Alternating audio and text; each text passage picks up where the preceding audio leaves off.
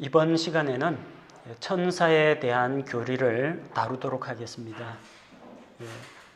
약 4시간에 걸쳐서 천사론을 다루게 될 텐데, 오늘은 그 첫 번째 시간으로 천사의 기원, 천사의 속성, 그리고 천사의 성품 등에 대해서 살펴보고자 합니다. 자, 왜 우리가 천사에 대한 교리를 공부해야 하느냐? 성경에 나오는 주 10가지 교리 가운데에서 천사론은 성경의 주요 교리들 중에 한 가지입니다. 그래서 하나님의 천사들, 이 사람들을 섬기는 하나님의 천사들에 대해서도 알아야 되지만, 또 타락한 천사들과 사탄 마귀들의 활동에 대해서도 우리가 알고 있어야 하기 때문에 천사론을 반드시 또 배워야 합니다. 성경, 신구약 성경 66권 가운데에서 34권이 천사들에 대해서 직접적으로 언급을 하고 있습니다. 절반 이상이 천사에 대한 언급을 다루고 있다는 거죠. 또 성경에는 천사라는 단어가 약 300회 이상 등장하고, 또 하늘에 있는 영적인 존재들, 그룹들, 스랍, 왕좌들, 정사들, 권능들, 이런 영적 존재에 대해서도 기록하고 있습니다. 무엇보다도 우리 주 예수 그리스도께서 천사의 존재에 대해서 자주 언급하셨습니다. 그래서 천사라는 이 하나님의 창조물에 대해서도 우리가 알고 있어야 합니다. 천사란 무엇이냐? 앙겔로스라는 말, 천사라는 말의 그 단순한 의미는 소식을 전달하는 자, 메신저를 이야기합니다. 그래서 개역 성경에는 하나님의 사자 이런 식으로 소식을 전달하는 사역자로 표현이 되어 있습니다. 제일 기본적인 업무는 하나님의 메시지를 사람에게 전달하는 어떤 존재를 천사라고 이야기합니다. 자, 그런데 이 천사라고 포괄적으로 이야기할 때가 있고, 그냥 단순히 천사라고 이야기할 때가 있는데, 조금 넓은 의미로 천사라고 이야기할 때는 이 엔젤만 이야기하는 것이 아니라 하늘에 있는 엔젤릭 빙, 영적인 존재들을 포괄하는 개념으로 사용이 됩니다. 천사에도 여러 종류와 등급이 있는데, 그 가운데 천사라는 그런 존재 이외에도 케루빔, 세라핌, 이런 존재들, 아크엔젤, 이런 다양한 종류들이 있어요. 그래서 그걸 통틀어서 그냥 천사라고 부르기도 합니다. 자, 천사는 언제 등장하느냐? 천사는 언제부터 존재했는가? 자, 천사는 하나님에 의해서 창조된 존재들입니다. 시편 148편 2절에서 5절 말씀을 보면은, 자, 하나님께서 천사를 창조하신 이야기가 나옵니다. 그분의 모든 천사들아, 너희는 그분을 찬양하라. 그분의 모든 군대들아, 너희는 그분을 찬양할지어다. 해와 달아, 너희는 그분을 찬양하라. 빛을 내는 모든 별들아, 너희는 그분을 찬양할지어다. 하늘들의 하늘들아, 또 하늘들 위에 있는 물들아, 너희는 그분을 찬양할지어다. 그것들이 주의 이름을 찬양할지니 그분께서 명령하심에 그것들이 창조되었도다. 천사들 역시 다른 해와 달과 별과 마찬가지로 하나님의 명령에 의해서 창조되었다는 것을 볼 수 있습니다. 신약 성경에서는 골로새서 1장에서 천사를 우리 주 예수 그리스도께서 창조하셨다고 합니다. 이는 그분에 의해 모든 것이 창조되었기 때문이라. 하늘에 있는 것들과 땅에 있는 것들, 보이는 것들과 보이지 아니하는 것들, 곧 왕좌들이나 통치들이나 정사들이나 권능들이나 모든 것이 그분에 의해 창조되고 그분을 위하여 창조되었노라. 모든 것이 예수 그리스도에 의해서 또 그분을 위해서 창조가 되었습니다. 요한복음 1장 3절에서도 지음을 받은 모든 것이 그분이 없이는, 하나님의 말씀이신 예수님이 없이는 된 것이 없다고 했습니다. 자, 모든 것 안에 천사도 포함이 된다는 겁니다.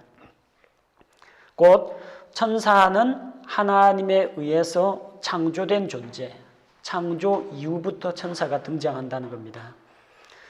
천사의 창조 시점은 언제인가? 천사의 창조 시점에 대해서는 신학자들마다 견해가 다릅니다. 보통 세 가지 견해를 꼽고 있는데, 하나는 천사가 영원 전부터 존재했다는 입장입니다. 지구가 창조되기 전 까마득한 옛날 하나님께서 계시던 그 당시에 하늘에는 하나님과 함께 그분의 천사들이 존재했다는 것. 곧 이 천사라는 영적인 존재도 영원 전부터 존재했다라는 그런 견해입니다. 이걸 천사 선제설이라고 합니다. 천사가 pre-existence, 먼저 존재했었다는 것. 그러나 성경 기록에 의하면 천사는 하나님에 의해서 창조된 존재였다고 성경이 기록하고 있습니다. 천사는 영원한 존재가 아닙니다. 우리가 영원이라는 말을 나타낼 때 eternal이라는 용어가 있고요. everlasting이라는 단어가 있습니다. everlasting은 지금 있는 것이 계속해서 지속된다는 이야기이고요. eternal이라는 그 영원 개념은 저 까마득한 무한대 이전과 무한대 이후를 다 아우르는 말입니다. 하나님은 영원하십니다. 또한 하나님은 영존하십니다. 그러나 천사는 영존하기는 하지만 한번 만들어 놓은 천사가 늙고 병들고 죽고 소멸하지 않고 계속 존재하는 것은 사실입니다만 천사는 영원한 존재는 아니라는 겁니다. 과거에 어떤 한 시점부터 존재했던 것입니다. 따라서 천사가 영원 전부터 존재했다라는 그런 견해는 성경적으로 옳지가 않습니다. 두 번째는 천사는 이 세상이 창조되기 전, 창세기 1장 1절 이전에 까마득히 먼 옛날에, 물론 하나님보다는 더 이후 하나님이 과거의 한 시점에 창조하셨다는 견해입니다.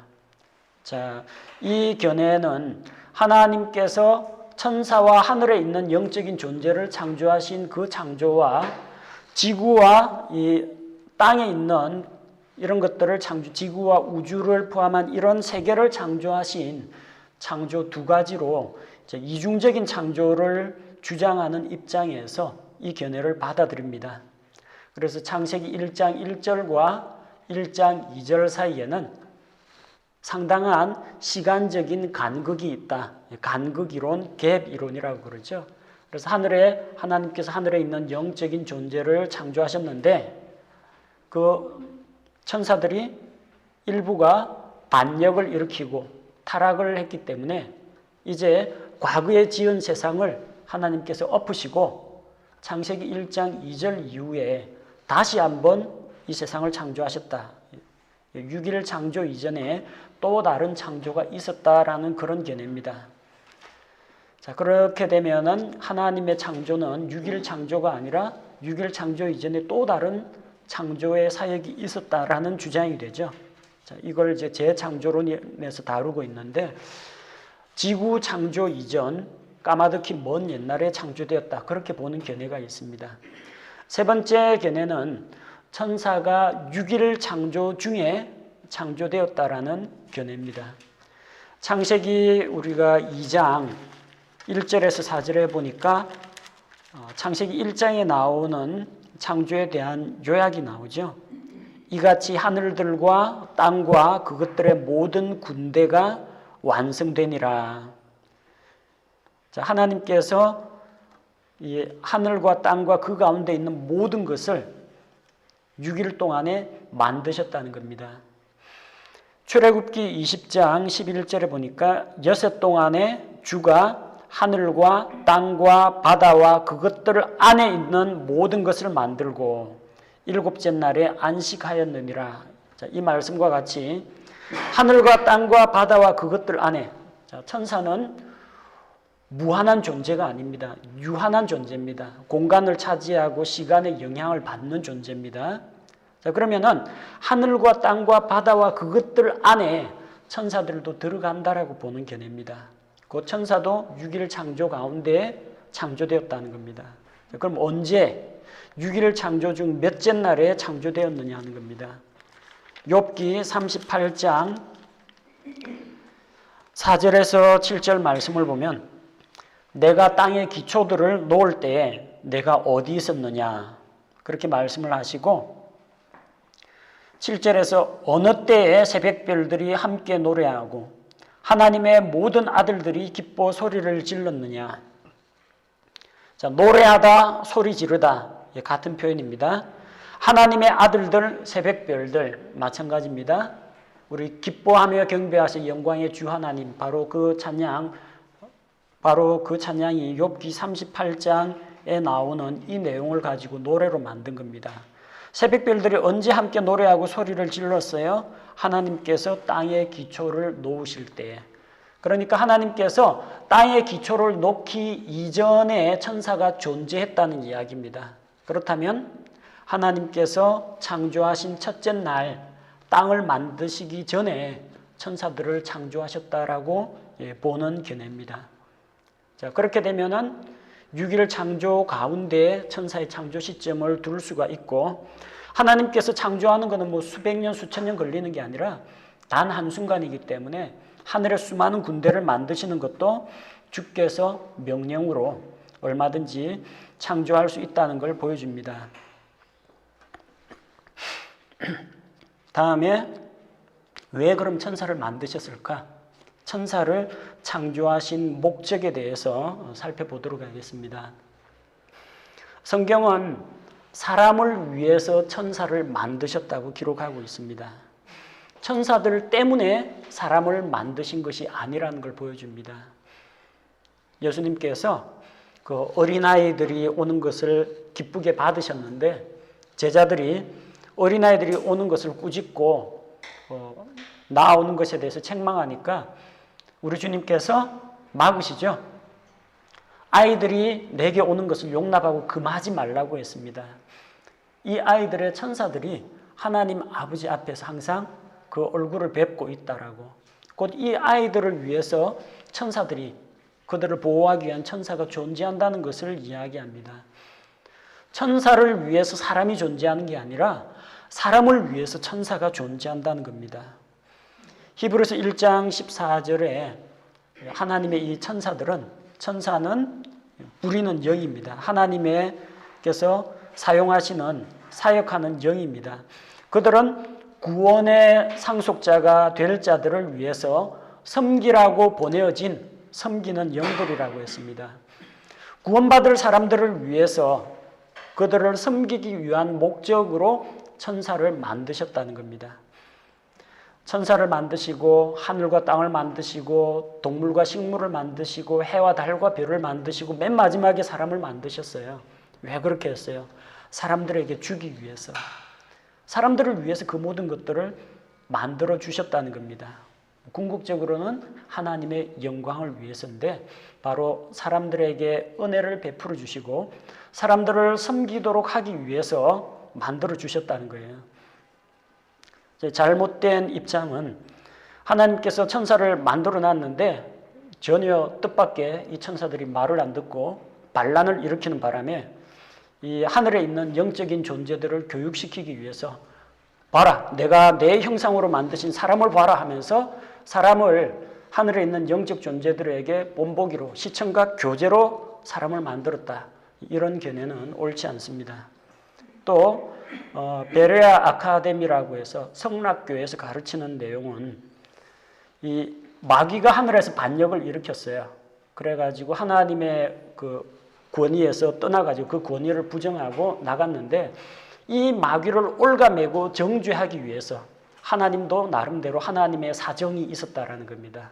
하나님의 사정이라는 말로 거기서 이야기하는데 근데 이 마귀를 올가매기 위한 수단으로서 사람을 만들었다는 겁니다. 사람을 만들어서 미끼로 만들어 놓고 가만히 기다리면 에덴 동산에 마귀가 와가지고 사람을 유혹해서 죄를 짓도록 만들 것이고 그래서 사람을 타락시킨 책임을 마귀에게 묻고 또 이 사람을 통해서 자기 아들을 보내가지고 메시아를 이 세상에 오게 하면 마귀가 예수님을 십자가에서 죽게 할 텐데 하나님의 아들을 죽인 이 살인범으로 마귀를 정죄하기 위해서 인간은 하나님의 그런 속사정, 마귀를 제압하고 싶은데, 마귀를 벌주고 싶은데 마귀에게 죄를 뒤집어 씌우기 위해서 만든 그냥 하나의 수단에 불과하다. CBA, 캠퍼스 베르 아카데미 그쪽에서 가르치는 내용이 이런 내용들입니다. 이것 역시 옳지 않습니다. 이 주장대로 하자면은 하나님은 마귀의 반역, 천사들의 반역, 아담의 범죄 이런 것을 전혀 예기치 못했거나 또 아담의 범죄하기를 하나님은 간절히 딱 마귀를 딱 잡으려면 이 올가미에 마귀가 걸려들어야 되는데 마귀의 유혹에 제발 사람이 걸려 넘어가야 할 텐데 사람이 죄짓기를 간절히 바라고 있었다는 이야기가 되어버립니다. 그래서 모든 죄의 배후는 실은 마귀가 아니라 하나님의 의도, 하나님의 작정이 사람이 죄짓는 것이 하나님에 의해서 이루어진 것이라는 그런 잘못된 교리를 만들어내게 되는 겁니다. 성경의 입장은 왜 천사를 만드셨느냐?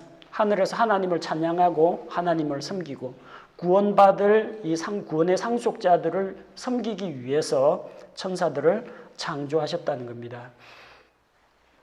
천사들의 정확한 숫자는 알 수가 없습니다. 천사들의 숫자는 정해져 있습니다. 더 줄어들거나 늘어나거나 하지를 않습니다. 천사의 숫자는 무한하지는 않습니다. 유한합니다만 얼마인지는 알 수가 없어요. 요한계시록 12장 4절에 보면은 이 큰 용이 하늘에 있는 별들의 3분의 1을 하늘에서 떨어뜨린다고 했습니다. 그게 뭐 하늘에 있는 별들이라고 해서 뭐 천왕星, 회왕星,冥王星그런 별을 이야기하는 게 아니라 욥기에 나오는 것처럼 별들, 하나님의 아들들, 그것을 성경에서는 별들이라고 이야기하고 있어요. 자, 그 하늘에 있는 별들의 3분의 1, 하늘에 있는 천사들의 3분의 1이 루시퍼의 반역에 가담을 합니다. 그래서 전체 천사들의 3분의 1이 마귀의 편에 가담을 하게 됩니다. 자, 전체의 3분의 1이 가능하다는 이야기는 뭐예요? 무한대가 아니란 이야기예요. 무한대면은 어떻게 됩니까? 무한대의 3분의 1도 무한대고요. 무한대의 10분의 1도 무한대입니다. 그러나 3분의 1이라고 이야기한 걸로 봐서 전체 정해진 숫자가 있다라는 것을 알 수가 있습니다. 천사는 죽지 않습니다.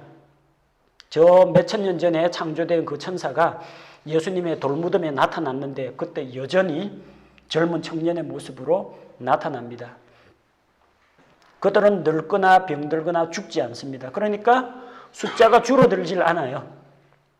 또 천사라는 종족은 한 번 창조하면은 계속해서 존재하는 존재입니다. 그들은 더 늘어나지도 않습니다. 하나님의 직접적인 창조의 결과로 존재하지 아빠 천사, 엄마 천사 결합해 애기 천사가 나오고 애기 천사가 늙어가 성인 천사가 되고 그런 건 없다는 겁니다. 하늘에 있는 천사들은 시집가거나 장가가거나 결혼을 하질 않습니다. 왜 결혼을 하지 않아요? 여자 천사가 없기 때문에 그래요. 그들은 결혼을 통해서 번식을 하질 않습니다. 그러니까 숫자가 늘어나지도 않는 거예요.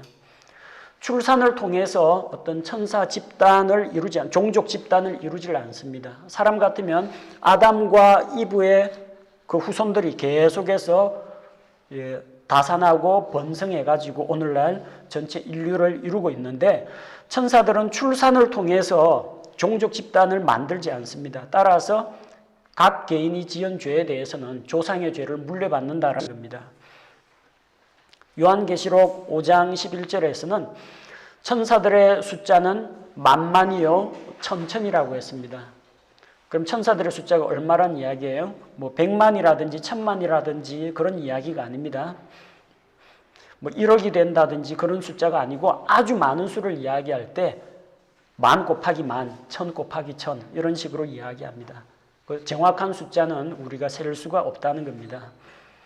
자, 천사는 창조된 유한한 존재입니다.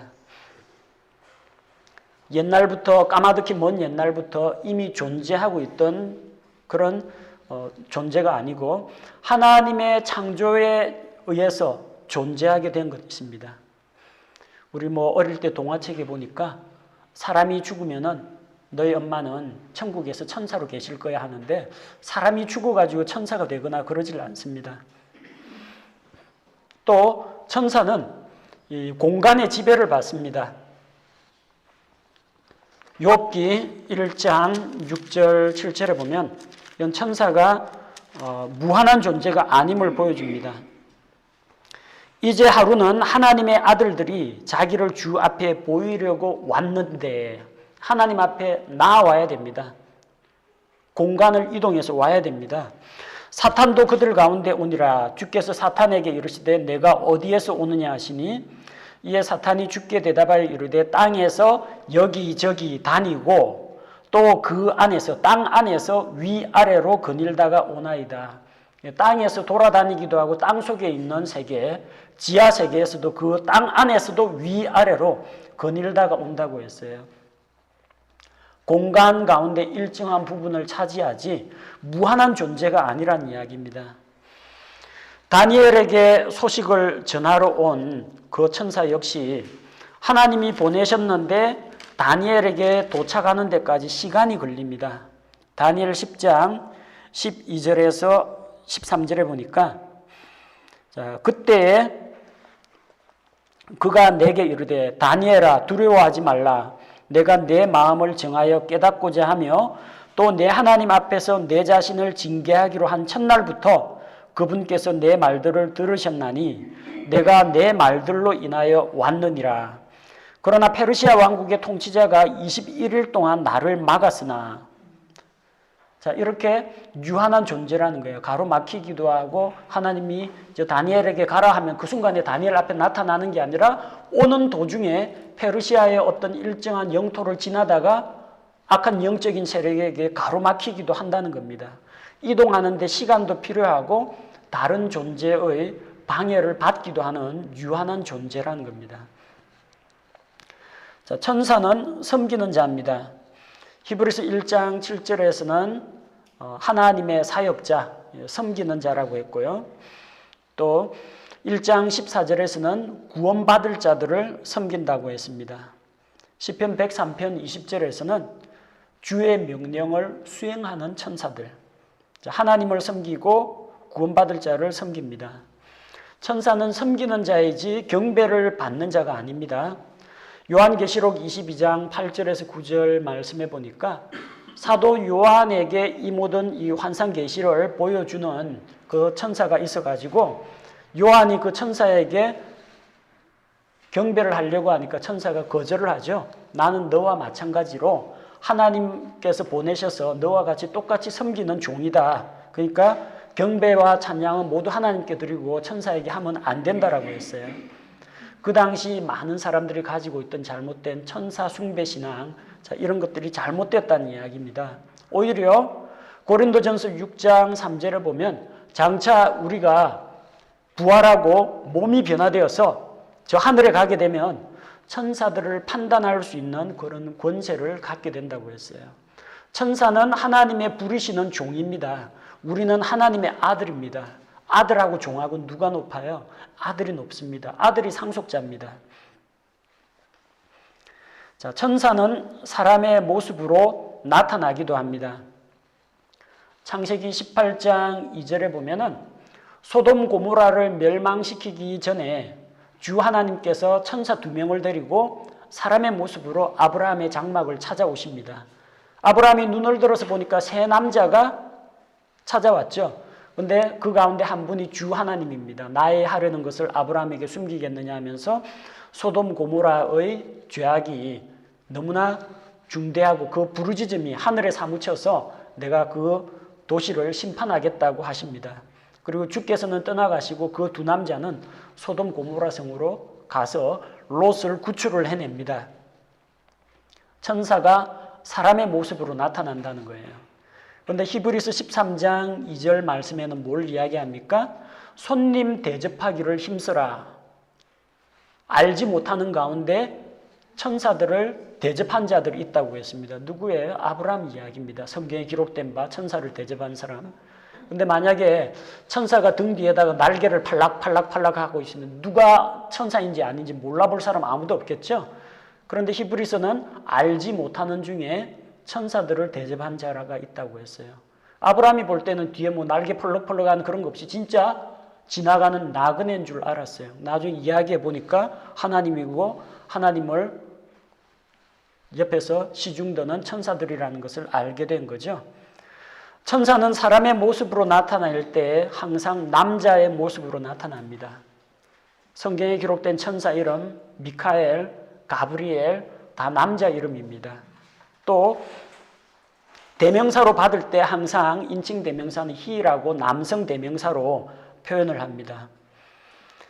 그들은 나이가 많아요. 나이가 많음에도 불구하고 수천 년 전에 창조된 천사도 항상 나타날 때는 젊은 청년의 모습으로 나타납니다.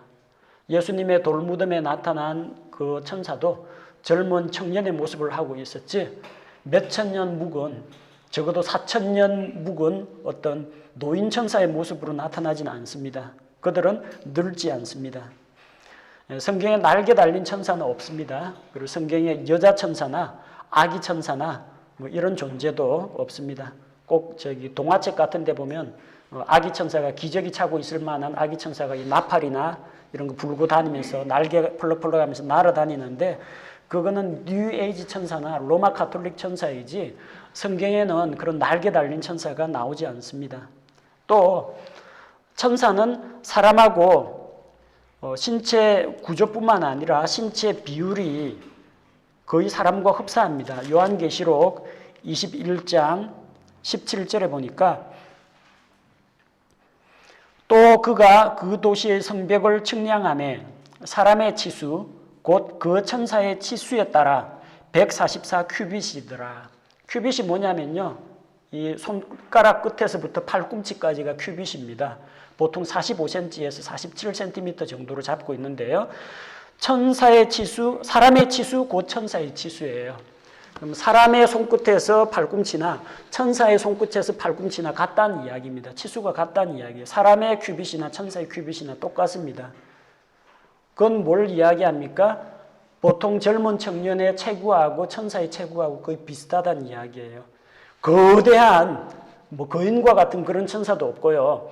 요 사람 옆에서 마음속에 나쁜 생각 품으려고 하면 날개 팔랑팔랑하면서 얘 그러면 안 돼. 나쁜 짓이잖아.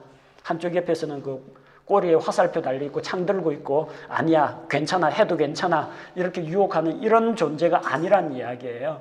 천사는 사람하고 비슷한 크기, 비슷한 키, 비슷한 신체 구조, 사람과 똑같은 모습을 하고 있다는 겁니다. 그러니까 알지 못하고 천사인지 사람인지 알지 못하는 경우가 흔하다는 거예요. 소돔 고모라 성에 천사가 나타났을 때 소돔에 있던 동성애자들이 멋진 미남자가 나타났다고 해서 일제히 몰리지 않습니까? 동성애하기 위해서. 그 사람과 우리가 관계해야 될 테니까 그 남자를 끌어내라고 합니다. 그 사람 남자하고 똑같은 걸로 보는 뭔가 이질적이지만 사람하고 똑같고 사람과 같은 그런 구조가 있으니까 관계를 하겠다는 거 아닙니까? 천사는 사람의 모습으로 나타날 수가 있으며 사람의 모습으로 나타날 때에는 반드시 젊은 청년의 모습으로 나타난다는 겁니다. 그리고 천사는 지성을 갖추고 있습니다. 지혜가 있어요. 사무엘하 14장 20절에 보면은 하나님의 사람인 다윗에게 대해서 어떤 표현을 합니까?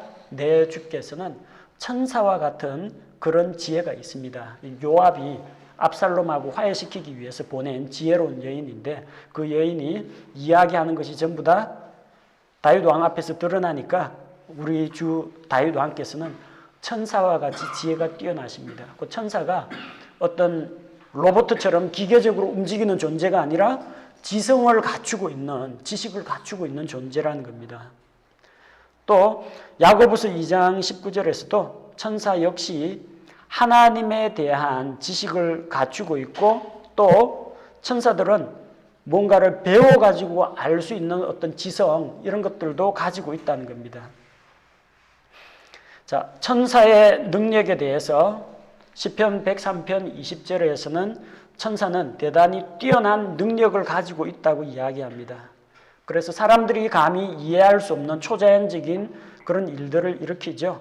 사도들이 갇혔을 때 또 천사가 감옥 문을 열어주기도 합니다. 저절로 몸을 결박하고 있던 이거 족쇄의 사슬들이 풀리기도 합니다. 사람의 힘으로는 굴려낼 수 없는 무덤을 가로막고 봉인을 해놓은 그 돌을 천사가 무덤에서 굴려내기도 합니다. 자, 그래서 베드로후서 2장 11절 큰 권능과 힘을 가지고 있는 그 천사에 대해서 이야기를 하죠. 천사는 능력이 있습니다. 인간보다도 훨씬 더 힘이 세고 능력을 갖춘 존재라는 겁니다. 천사는 인격체입니다. 자, 에베소서 3장 10절 하나님께서 천사를 지혜로운 존재로 창조를 하셨습니다. 그런데 한편으로는 에베소서 3장 10절에 그 목적은 그분께서 이제 교회를 사용하사 하늘의 처소들에 있는 정사들과 권능들에게 하나님의 갖가지 지혜를 알게 하려 하심이라. 자, 천사들도 잘 이해하지 못하는 부분이 있어요. 예수 그리스도께서 어떻게 해서 사람이 되셨고 사람으로 대신 죽으신 예수 그리스도께서 어떻게 죄인들을 구원하시는가, 이건 천사들도 살펴보기를 원하는 것이라고 했습니다. 왜? 천사는 누군가가 대신 죽어가 구원받는다, 그거를 알 수가 없어요. 자기들 입장에서. 왜? 천사는 죽는 존재, 피 흘려 죽는 존재가 아니고 대신 죽어줄 천사 같은 게 없기 때문에 예수 그리스도께서 사람의 모습으로 세상에 오셔서 사람의 죄를 대신 감당하셨다는 그 놀라운 복음에 대해서는 천사들도 살펴보기를 원한다고 했어요. 그리고 그 예수 그리스도의 피로 값주고 사신 그 교회, 그 교회를 사용하셔서 하늘의 처소들에 있는 정사들과 권능들에게 하나님께서 이 세상을 구원하시는 그 방법과 하나님의 놀라운 지혜를 그들에게 알게 하려 하신다고 했어요. 그러니까 어떤 지성이 있어야 그런 걸 깨닫거나 알거나 할 수가 있다는 거죠. 천사들은 하나님을 찬양합니다. 그냥 녹음기가 아니에요. 버튼 꾹 누르면 하나님 찬양합니다, 손뼉 치고 노래 부르는 그런 기계적인 존재가 아니라 시편 148편 2절 말씀에 보니까 천사들이 하나님을 찬양한다고 했어요. 이 찬양이라는 건 뭡니까? 노랫말을 안다고 해서 되는 게 아니라 하나님을 존경하고 우러러는 그 마음이 있어야 찬양이 나온다는 겁니다. 바로 천사가 그런 인격적으로 하나님께 순종하고 있다는 이야기입니다. 마태복음 18장 10절에서 예수님께서 말씀하신 내용이죠. 어린 아이에 대해서 말씀을 하시면서 천사들의 주된 관심은 항상 하나님이 무엇을 바라보고 계시느냐, 하나님의 관심이 어디에 있느냐 하는 겁니다.